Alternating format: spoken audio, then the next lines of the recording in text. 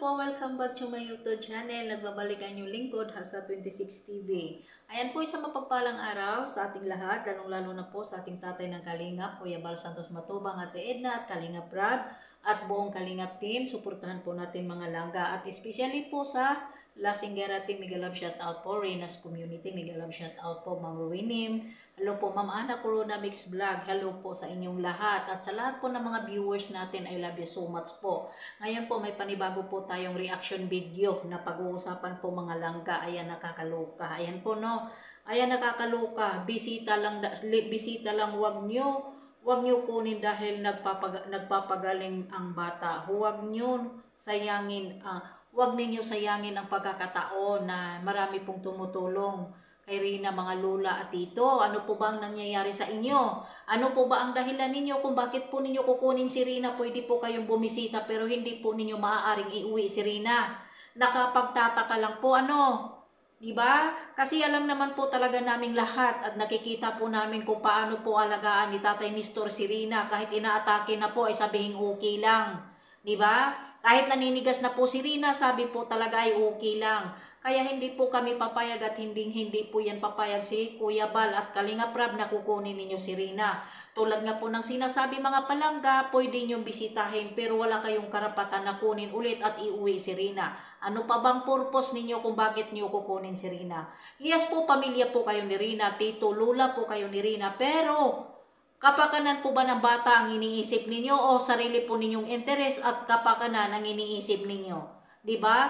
Alam po natin pag umuwi si Rina ay bumabalik po sa uno. Paano na lang po ang paghihirap at pag-aalaga ni Ate Roda ay babalik sa uno. Sayang po ang pagod at paghihirap ni Kalingap Roda sa ginagawa ninyo. Yun po no, nagpapasalamat din po tayo dahil po siyempre hindi binigay po ni Kuya Bal ang si Rina sa kanila. Hindi po ba? Napakapalaisipan po nating lahat kung bakit nila kukunin si Rina. Ano ang purpose? Hindi pa po magaling si Rina, pwede po kayong dumalaw kay Rina.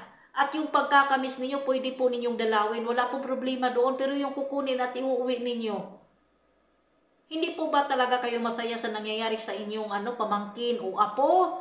Na unti-unti na po siya gumagaling, hindi pa po siya pwedeng iuuwi.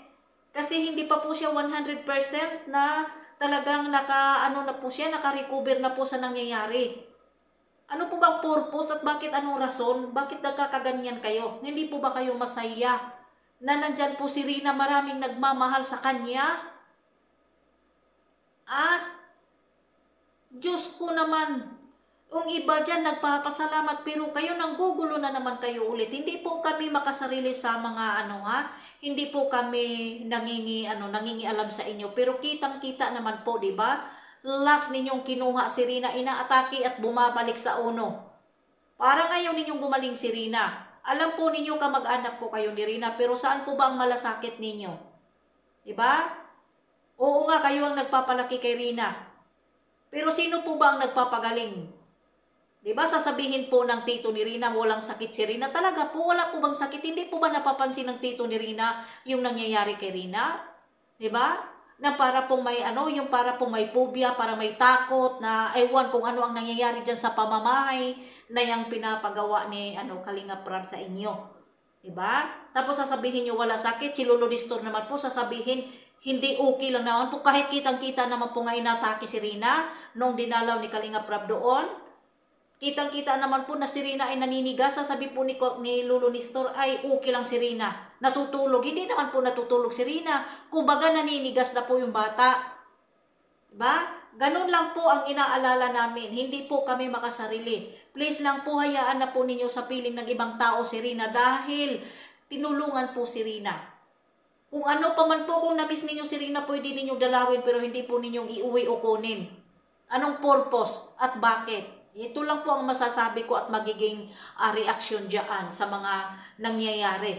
Hindi po kampante kami at siyempre po tayong lahat sa nangyayari. Hindi po talaga papayagan natin na uwi si Rina. Ayan, hanggang dito na lang po mga palangga. Maraming salamat po. Kung bago pa lang po kayo sa ating YouTube, please po like, share, and subscribe sa ating YouTube channel. Okay po, maraming salamat and God bless. I love you po. Bye!